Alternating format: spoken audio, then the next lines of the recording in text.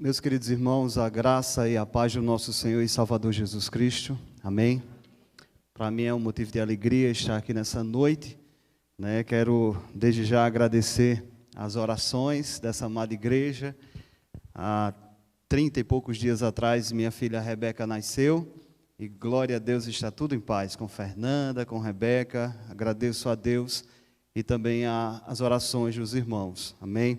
Convido os queridos a abrirem a palavra do Senhor no Evangelho de João, no capítulo de número 2, nós vamos estar meditando nesta noite do versículo 1 ao versículo de número 11.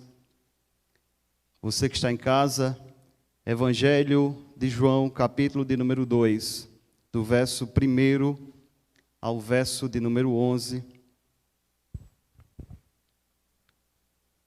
Que assim nos diz a palavra do Senhor. 3 dias depois, houve um casamento em Canaã da Galileia. Achando-se ali a mãe de Jesus, Jesus também foi convidado com os seus discípulos para o casamento. Tendo acabado o vinho, a mãe de Jesus lhe disse: eles não têm vinho. Mas Jesus lhe disse: mulher, que tenho eu contigo? Ainda não é chegada a minha hora. Então ela falou aos serventes: fazei tudo o que ele vos disser. Estavam ali 6 talhas de pedra que os judeus usavam para as purificações, e cada talha, cada uma levava 2 ou 3 metretas. Jesus lhes disse: enchei de água as talhas, e eles as encheram totalmente. Então lhes determinou: tirai a água agora e levai ao mestre-sala. E eles o fizeram. Tendo o mestre-sala provado a água transformada em vinho, não sabendo de onde viera, se bem que o sabiam os serventes que haviam tirado a água, chamou o noivo e lhe disse: todos costumam pôr primeiro o bom vinho, e quando já beberam fartamente, serve o inferior. Tu, porém, guardaste o bom vinho até agora. E com este deu Jesus princípio aos seus sinais em Canaã da Galileia, manifestou a sua glória, e os seus discípulos creram nele. Vamos ter um momento de oração? Oremos. Senhor nosso Deus, pedimos, ó Deus, pela tua infinita graça, Pai amado e querido, que o Senhor esteja aplicando essa mensagem ao nosso coração. Que o Espírito Santo, ó Deus, que é o único que pode convencer e converter os corações, que assim seja nessa noite. E eu te peço, ó Deus, humildemente, Senhor, eu nada sou e nada quero ser, mas eu te peço que o Senhor me use, ó Deus, com ousadia nesta noite, de maneira que a tua igreja seja edificada através da ministração da tua palavra. Fala conosco nessa noite. É o que te oramos, ó Deus, engrandecendo o teu santo nome, em nome de Jesus. Amém. Meus queridos, esse é o primeiro sermão. Eu tive agora, como o pastor falou, concluindo uma especialização no SPN, e foi-me dado a responsabilidade de preparar uma série de sermões no Evangelho. E no Evangelho de João foram relatados 7 milagres, e esse é o primeiro milagre. E o Senhor me deu um tema para essa mensagem, que é: Jesus faz o seu primeiro milagre e manifesta assim a sua glória. A maior motivação do Evangelho é apontar para Cristo, para a glória de Cristo, para mostrar que Ele é o Filho de Deus e que Ele tem todo o poder e toda a autoridade sobre tudo e todos. Mas preste atenção, Jesus é convidado para o casamento em Canaã da Galileia, e é de se destacar que Jesus ele não veio para tirar a alegria, Ele veio para nos proporcionar a verdadeira alegria. Alegria essa que foi perdida no Éden. Alegria essa que foi quando Adão pecou, ele perdeu a comunhão com Deus e, consequentemente, todos pecaram. Então, veja só, Jesus, ele veio trazer de fato a verdadeira alegria. Ele é o único que pode fazer o convite de Mateus, capítulo 11, versículo 28, que diz: vinde a mim todos vós, que estáis cansado e sobrecarregado, e eu vos aliviarei. Então, veja, é de fundamental importância que o ser humano entenda que a verdadeira alegria é somente no Senhor.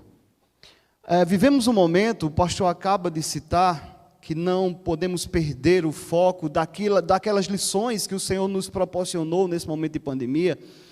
E passando aí mais de 1 ano e 4 meses, desde o primeiro dia que tudo se fechou, uma das lições grandiosas é que a maior benefício que nós temos, o maior tesouro que nós temos, é a nossa própria família. Porque muitos tinham dinheiro, mas não podiam viajar. Antes da pandemia, muitos podiam viajar e assim não faziam para guardar o dinheiro. Uma lição importante que eu tirei nessa pandemia é que a comunhão entre a família, ela precisa ser não momentânea, mas diária, intensa e constante. Veja, Jesus, ele celebra esse primeiro milagre em um casamento, mostrando assim a importância do casamento na vida de um ser humano, sabe? A importância, então veja só, é de fundamental importância que o ser humano entenda que Jesus, ele precisa ser o centro da sua vida, para que você e eu, nós sejamos felizes, para que você e eu possamos encontrar a paz só em Cristo Jesus. Então, um casamento edificado sobre a rocha, passamos a ter a paz do Senhor em nossa casa. O Salmo 128, ele diz: como é feliz o homem que teme ao Senhor.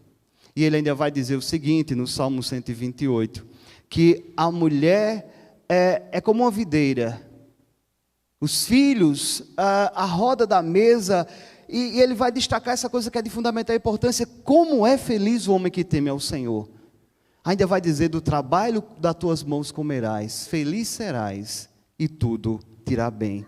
Então veja, ainda sobre o casamento, eu destaco a importância de se pensar o porquê do milagre do Senhor. Por que o primeiro milagre do Senhor foi celebrado no casamento? Então veja, porque o casamento é uma aliança entre o marido, a mulher e Deus. Isso prefigura a aliança entre Deus e a sua igreja. Lá em Apocalipse capítulo 19, verso 9, diz assim: então o anjo falou, escreve, bem-aventurado aqueles que são chamados às ceias das bodas do Cordeiro. Ainda em Gênesis capítulo 2, verso 24, diz: por isso deixa o homem pai e a sua mãe, torna-se a sua mulher, tornando-se assim uma só carne. A felicidade em relação a um casal, ela não pode ser egoísta, mas ela precisa ser mútua. Ela precisa fazer com que a casa seja um momento de comunhão, de fraternidade, e não um lar onde há guerras, onde há, vamos dizer assim, lutas entre si. Veja que a presença do Senhor Jesus Cristo naquele casamento era uma comprovação que o Senhor aprovava como uma instituição divina, mas não como um sacramento, como a Igreja Católica defende. Então veja, é ordenado o casamento para o benefício do próprio homem. O próprio Deus disse: farei a mulher para que seja auxiliadora. Então, Jesus começa o seu ministério transformando água em vinho, e esse é o primeiro de muitos milagres que ele realizou. Como eu disse no Evangelho de João, foram 7 em destaques. Então, não é de se impressionar com os pedidos que foram feitos, inclusive esse de Maria. Se você olhar no verso de número 3, diz assim: tendo acabado o vinho, a mãe de Jesus lhes disse: eles não têm mais vinho. Maria aqui, ela toma a atitude essencial, que é de buscar a pessoa certa, que é de pedir socorro ao único que poderia mudar aquela situação. Vejamos algumas atitudes em relação a isso. Em primeiro lugar, Jesus Cristo precisa ser o centro da nossa vida. Mateus 6,33 diz: buscai em primeiro lugar o reino de Deus e a sua justiça, e as demais coisas vos serão acrescentadas. Então veja, essa passagem começa a dizer que Jesus foi convidado para o casamento. Acompanhe comigo o verso 1 e o verso 2. 3 dias depois houve um casamento em Caná da Galileia, e achava-se ali a mãe de Jesus. Jesus também foi convidado com os seus discípulos para o casamento. Uma das coisas de fundamental importância é a cada dia falarmos com o Senhor, buscando Ele, orando, clamando para que o Senhor abençoe o nosso lar, para que o Senhor edifique a nossa casa sobre a rocha, que conduza e que nos livre das investidas do inimigo. Veja, para que possamos verdadeiramente ser felizes, precisamos de fato ter a nossa casa edificada sobre a rocha. Uma coisa que eu quero destacar nesse primeiro ponto é que nós não podemos tentar construir a felicidade naquilo que é transitório, naquilo que é passageiro.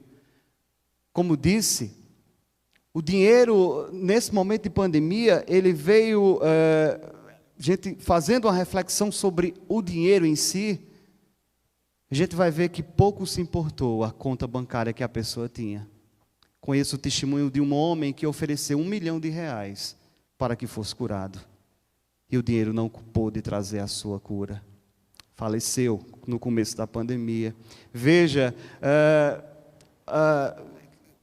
as Torres Gêmeas, no dia 11 de setembro de 2001, houve um ataque terrorista. E aquelas belas Torres Gêmeas se transformaram em ruínas. A própria Bíblia ela vai nos trazer, o próprio Senhor ele vai nos trazer a responsabilidade de entendermos que o Senhor Jesus é o nosso maior tesouro. De entendermos que devemos juntar tesouros no céu, onde nem a traça nem a ferrugem pode corroer, nem os ladrões roubam. Então, devemos construir a nossa felicidade em uma base sólida. Precisamos a cada dia dizer: Senhor, seja o centro da minha vida, conduz o meu coração, seja o meu pastor. Como diz o Salmo 23, o Senhor meu pastor e nada me faltará. Ele vai dizer, Ele vai me guiar por pastos verdejantes, vai refrigerar a minha alma, vai me guiar mansamente. Então veja que a presença do Senhor naquele casamento transformou aquilo que seria tristeza em um milagre extraordinário. Há mais de 17 anos atrás, a presença do Senhor na minha vida transformou de uma maneira extraordinária a minha história. Tem um louvor que eu gosto muito de louvar, que ele diz assim: e agora minhas mãos mostram ao mundo a tua estrada, minha voz semeará a tua palavra, para mostrar quanto eu te amo, Jesus. Então, devemos compreender que a presença do Senhor é aquilo que temos de mais importante. É o nosso fundamental tesouro. Então, no versículo 3, diz assim: tendo acabado o vinho, a mãe de Jesus lhes disse: eles não têm mais vinho. Então, veja só, vê-se que nesse casamento o vinho simbolizava alegria e ele faltou. Mesmo assim, muitas vezes, apesar de já ter sido alcançados pelo Senhor, enfrentamos adversidades, como essa pandemia. Mas o que precisamos entender? Que na adversidade o Senhor estará conosco. Na adversidade o Senhor estará conduzindo a nossa história. Na adversidade o Senhor estará suprindo as nossas necessidades. E principalmente na adversidade Ele estará conosco dia a dia, conduzindo o nosso coração, fortalecendo a nossa fé, guardando a nossa alma e nos motivando a seguir adiante. O Senhor, Ele nunca nos prometeu uma ausência de lutas, mas Ele prometeu que estaria conosco. Mateus capítulo 28, versículo 20, diz exatamente isso. Disse Jesus: eis que estou convosco todos os dias, até a consumação dos séculos. Então, é a certeza da presença de Jesus em nossas vidas que temos a certeza que todas as coisas cooperarão para o nosso bem.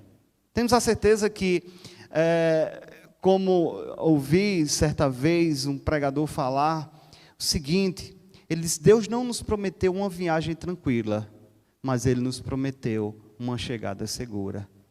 Ele nos prometeu que nem a morte, nem a vida, nem as coisas do presente, nem do porvir, nem poderes, nem altura, nem profundidade, nem qualquer outra criatura poderá nos separar do amor de Deus, que está em Cristo Jesus, nosso Senhor.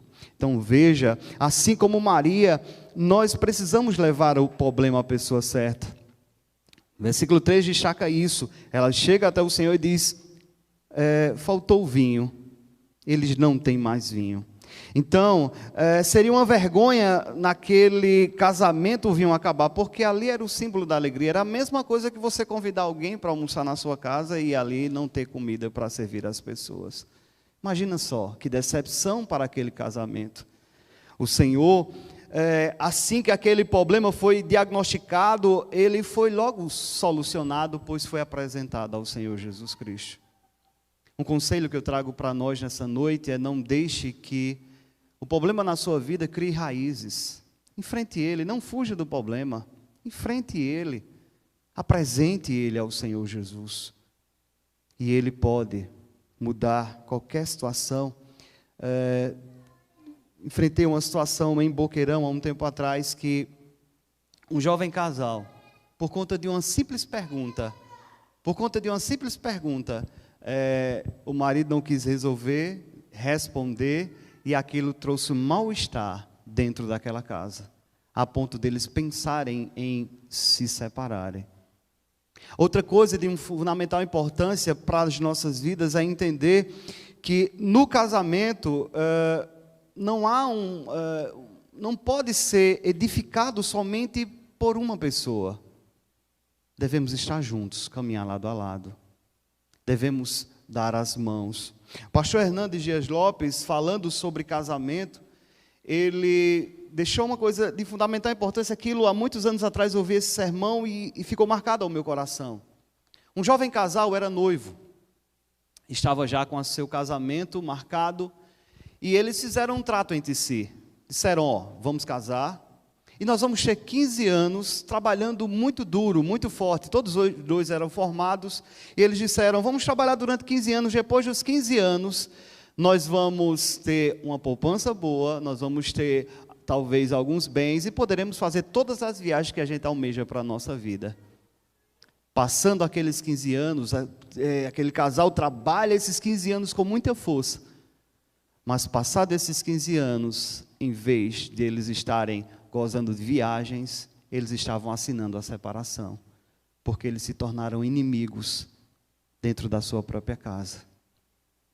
Como família, eu estava hoje à tarde orando e pedindo a Deus que me conduzisse hoje à noite, e uma das coisas que eu quero trazer como responsabilidade para nós, principalmente pais, é que nós precisamos ensinar o caminho que as nossas crianças devem andar. Eu vi uma afirmação há muitos anos atrás em um colégio que dizia o seguinte: a educação do seu filho não começa na escola, ela começa na sua casa. Não espere que os professores venham a educar seus filhos. Meus filhos eram muito pequenos e eu fiz uma oração de Senhor, eu vou procurar ensinar, eu vou procurar educar, eu vou procurar mostrar o caminho que os meus filhos devem andar, principalmente eu que conheço o Evangelho. Então veja, meus queridos, é necessário ter sabedoria para também não expor as situações nossas para quem não vai resolver o problema. Muito se erra, sabe por quê? Porque as pessoas vão se aconselhar com as pessoas erradas. Outros vão até as redes sociais e postam lá a sua vida. É necessário, meus irmãos, botar o joelho no chão e dizer: Senhor, tem misericórdia do meu lar, que a minha casa seja edificada sobre a rocha. No versículo 4 diz assim, acompanhe comigo: mas Jesus lhe disse, mulher, que tenho eu contigo, ainda não é chegada a minha hora. Uma das coisas que eu quero destacar aqui é que o tempo do Senhor não é conduzido pela terra, e sim é governado pelo céu. Não sei há quanto tempo, talvez você esteja apresentando a causa à pessoa certa, e talvez a oração ainda não tenha sido respondida. Sabe por quê? Eclesiastes capítulo 3 diz exatamente isso. Há tempo para todo o propósito. Veja que Jesus vai afirmar a Maria que ainda não era chegada a sua hora.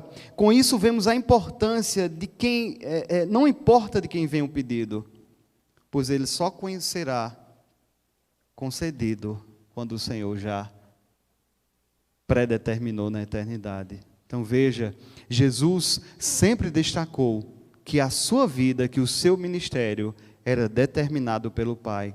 Então, nada acontece por acaso, até essa pandemia. Algumas pessoas pensam que a pandemia aconteceu como um acidente de percurso. Deus, na eternidade, já sabia que no ano de 2020 enfrentaremos essa pandemia. E mesmo nesse período tão difícil, jamais o Senhor perdeu o controle de uma só vida. Aqueles que desceram à sepultura foi permissão de Deus.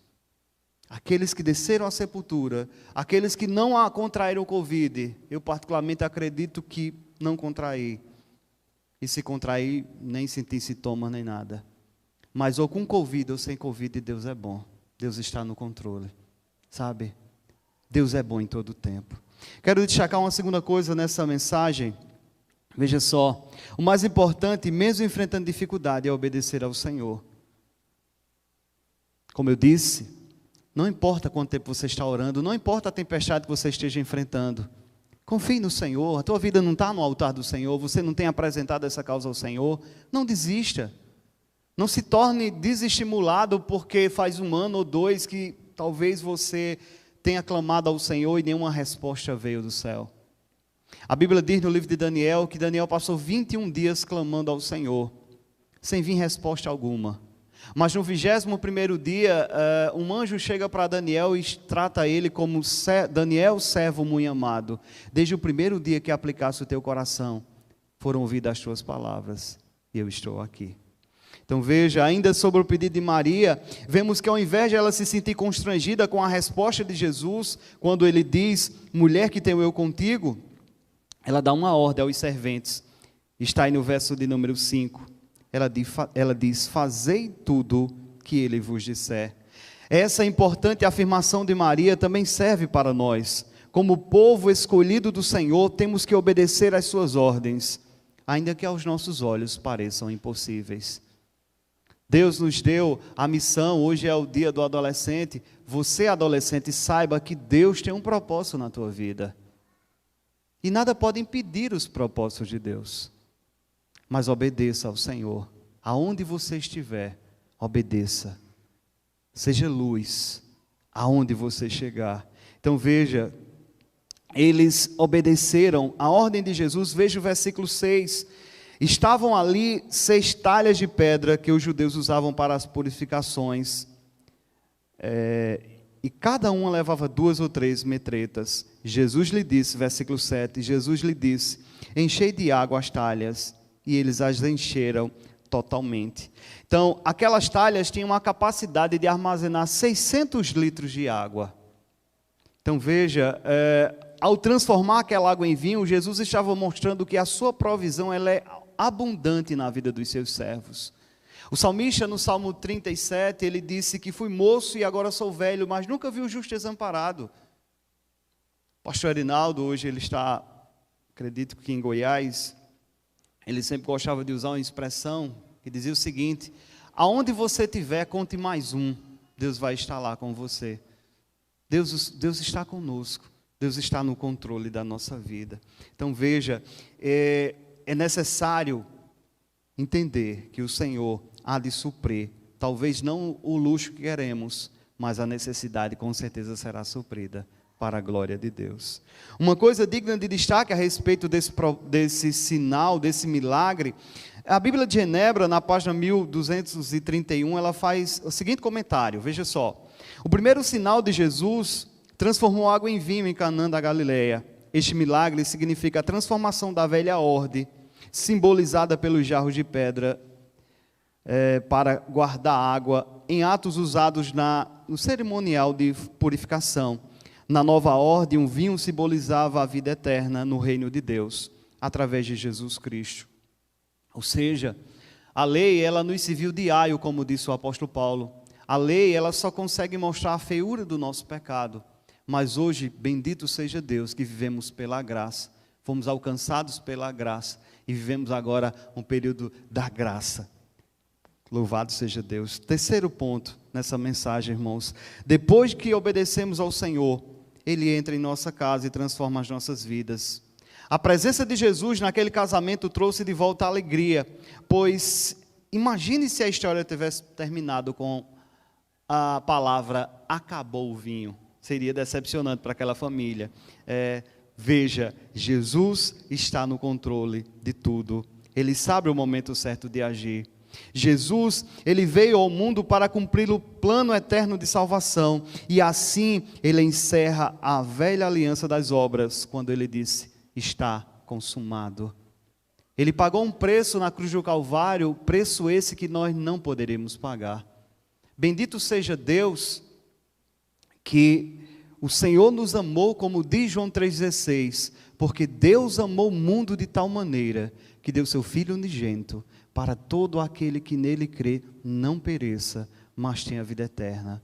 Ele nos amou pagando tudo aquilo que nós não poderíamos pagar, fazendo tudo aquilo que nós não poderíamos fazer. É aquilo que o apóstolo Paulo disse: bendita graça que me alcançou. Então, é importante se pensar que o vinho que Jesus transformou era bem melhor do que o antigo, mostrando assim que aquilo que Jesus veio fazer é insuperavelmente melhor do que todos aqueles preceitos da lei. Veja, o versículo 9 e 10, acompanhe comigo. Tendo o mestre-sala provado a água transformada em vinho, não sabendo de onde viera, se bem que o sabiam os serventes que haviam tirado a água, chamou o noivo e lhe disse: todos costumam pôr primeiro bom vinho, e quando já beberam fartamente, serve o inferior. Tu, porém, guardaste o bom vinho até agora. Louvado seja Deus, meus queridos. Então, as obras que o Senhor faz nas nossas vidas, elas são grandiosas. Efésios capítulo 2 vai dizer que, estando vós mortos em vossos delitos e pecado, Ele vos deu vida. O maior milagre que pode acontecer, meus queridos, não é alguém ser curado do Covid. O maior milagre é um morto espiritual passar a viver. É um homem que estava caminhando, um homem ou mulher que estava caminhando para o inferno, e pela infinita graça do Senhor, agora ser encontrado pelo Senhor, iluminado pelo Senhor, transformado pelo Senhor, e poder dizer: eu sei em quem eu tenho crido, eu sei para onde eu vou, eu sei que Ele é poderoso. Como diz Romanos capítulo 8, que nem a morte, nem a vida, nem as coisas do presente, nem do porvir, nem poderes, nem altura, nem profundidade, nem qualquer outra criatura poderá nos separar do amor de Deus que está em Cristo Jesus. E o impressionante no amor de Deus é que Ele nos ama apesar de nós. Não tem dia que nós assim acordamos e que nós mesmos muitas vezes dizemos assim: mas rapaz, hoje eu vou ter que sair, trabalhar. Às vezes, muitas vezes nós nem nos suportamos, mas mesmo nesses dias o Senhor continua a nos amar, pois a obra que Ele fez morrendo na cruz, ela é poderosa. Glória seja dada ao Senhor. Então veja, é através desse conhecimento que somos capacitados pelo Senhor para obedecê-lo, amá-lo, e Ele nos dá a capacidade de perseverar até o fim. Nós cremos plenamente na doutrina da perseverança dos santos, ou seja, os santos irão perseverar, não pela nossa bondade, capacidade, não por nenhuma bondade que venha ser colocada em nós ou que possamos ter, mas por tudo aquilo que o Senhor fez, e exatamente por Ele nos fazer perseverar, exatamente por Ele nos amar. Veja, quando Pedro nega Jesus e que desiste a lei do ministério, volta a ser pescador de peixe, o Senhor vai até onde Pedro está, buscando Pedro, pergunta a Pedro: Pedro, tu me amas? Pedro diz: Senhor, eu te amo. Jesus insiste com a pergunta: Pedro, tu me amas? Mais uma vez Pedro diz: Senhor, eu te amo. E quando Jesus diz a terceira vez: Pedro, tu me amas? Ele se lembra que havia negado Jesus 3 vezes, baixa a sua cabeça e diz: Senhor, tu sabes. E ali o ministério de Pedro é restaurado. Ele diz: então apacenta as minhas ovelhas. O Senhor nos busca, o Senhor nos ama e Ele não desiste de nós. Louvado seja Deus por isso. Então veja, Jesus manifestou a sua glória para que os seus discípulos acreditassem nele. A manifestação da glória de Cristo era para que todos soubessem que de fato Jesus, Ele é o Messias, Ele é o Filho de Deus. Todos os milagres operados pelo Senhor, Ele tem um propósito específico. Quando eu fui preparar essa série de sermões, que fui analisar cada milagre, mas a gente vai ver que cada um deles havia um propósito soberano. Houve o milagre da multiplicação dos pães e dos peixes. Jesus, depois que faz aquele milagre, a multidão começou a seguir Jesus. Sabe para quê? Para que Jesus alimentasse eles diariamente. E ali o Senhor vai falar para eles, né, que Ele é o pão da vida, né, que o alimento que Ele veio trazer não é o que Moisés trouxe lá no deserto, o maná, mas Ele era o pão que havia descido do céu. Ele é o Filho de Deus, Ele é a luz do mundo, Ele é o Cordeiro de Deus. Então veja, cada milagre de Jesus era um sermão temático. Muitas vezes era necessário que os discípulos passassem por aflições, momentos difíceis, e também é assim na nossa vida. Eu não tenho dúvida, meus queridos, que nós vamos sair dessa pandemia bem mais fortalecido do que entramos. Lá em casa, o pastor falando de culto doméstico, nós tínhamos o nosso culto doméstico. uma vez por semana, e muitas vezes pelos meninos estudarem, às vezes era de 15 em 15 dias. Mas depois da pandemia, sabe o que é que aconteceu na minha casa? Nós temos agora um momento diário. No domingo e no sábado, que eu não estou em casa, também na quarta, quem faz, meus filhos fazem com a minha esposa, e Davi, meu filho mais velho, ele assume a responsabilidade. Leio um texto bíblico, acabamos de ler o livro dos Salmos, começamos o livro de Josué, acredito que hoje é o último capítulo do livro de Josué, e ali também a gente faz algum breve estudo da confissão, do Catecismo Maior de Westminster. Como minha família, como esse momento foi, assim como Deus nos despertou, sabe, para conhecer mais dele, para buscar mais na sua palavra, para estar cada vez mais edificado sobre a rocha. Então, eu particularmente vou sair bem mais fortalecido do que entrei. Então, veja só, eu quero destacar duas coisas, dois momentos que os discípulos enfrentaram e que ali a fé deles foram edificadas. Primeiro, na tempestade, depois que Jesus acalmou o vento e o mar, eles disseram: quem é esse que até o vento e o mar obedece? Quantos de nós não já enfrentamos dificuldades e depois de obtermos do Senhor a nossa vitória, ou Deus realizar aquilo que o nosso coração almejava tanto, não ficamos como nos diz no Salmo 126, o versículo 1, quando o Senhor restaurou nossa sorte, ficamos como quem sonha. Então a nossa boca se encheu de riso, a nossa língua de júbilo. Então se dizia entre as nações: grandes coisas tem feito o Senhor por eles, e verdadeiramente grandes coisas tem feito o Senhor por nós. Como os irmãos sabem, acredito que a grande maioria, eu já tinha 3 filhos homens, e nós tínhamos o desejo no nosso coração de ter uma filha mulher. Conversava com o pastor, né? E Fernanda, Deus permitiu que Fernanda engravidasse, e ali Deus nos deu a nossa Rebeca. Nossa Rebeca Emanuela. Até brinquei com o pastor ontem que quando eu fui registrar, a Fernanda tinha escolhido o nome de Rebeca, né? Eu deixei a filhinha, né, a mocinha de casa, eu vou deixar a minha amada esposa escolher o nome dela. E Fernanda escolheu Rebeca Emanuela. Mas quando foi na hora de registrar, a moça disse: Rebeca Emanuela só. Eu disse: bota o Emanuela com 2 L's, porque pelo menos um L foi eu que escolhi. Assim, irmão, sabe, como Deus tem sido generoso para comigo, como eu tenho certeza também para com cada um dos irmãos. Tenho certeza que se vocês, se o tempo nos permitisse, cada um poderia vir aqui à frente e dizer os grandes feitos do Senhor na vida de cada um de nós. Então, que nós possamos servir ao Senhor, que nós possamos tirar lições, como disse o pastor, possamos buscar ao Senhor com toda a força do nosso coração.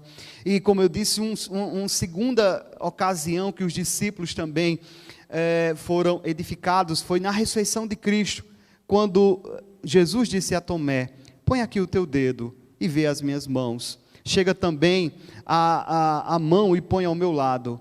E ele diz a Tomé: não seja incrédulo, mas crente. Eu quero trazer algumas aplicações de maneira rápida para concluir essa mensagem. A primeira lição que tiramos é que o Senhor precisa ser o centro de nossas vidas. Não adianta simplesmente estar na igreja, porque o culto continua na nossa vida.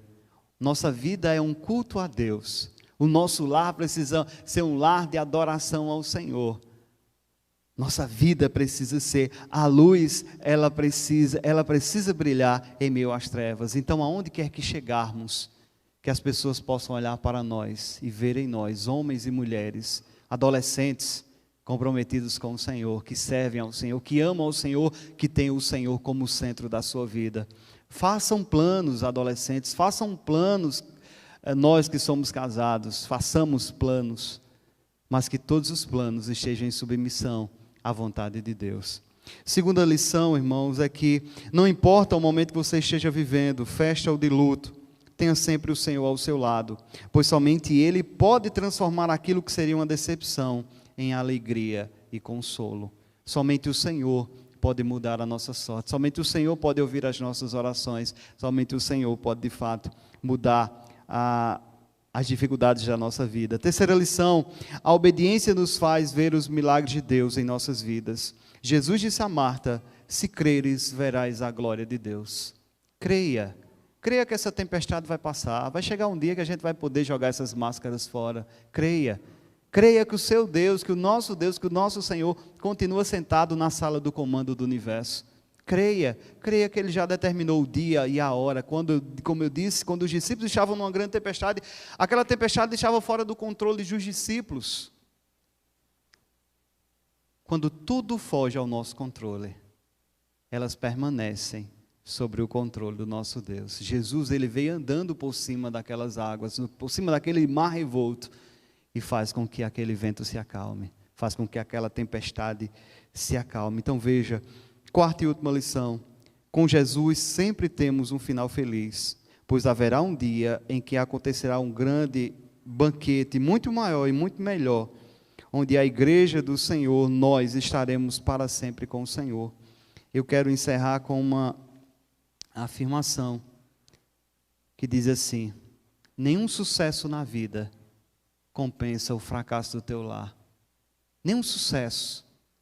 Adolescente, nenhum sucesso na vida compensa o fracasso da tua vida. Sirva ao Senhor, sirvamos ao Senhor com toda a motivação. Adoremos ao Senhor, façamos do Senhor o nosso maior tesouro. Mateus 6,33. Buscai em primeiro lugar o reino de Deus e a sua justiça, e as demais coisas vos serão acrescentadas. Amém? Que Deus nos abençoe, que Deus nos faça compreender a sua palavra. Amém, pastor.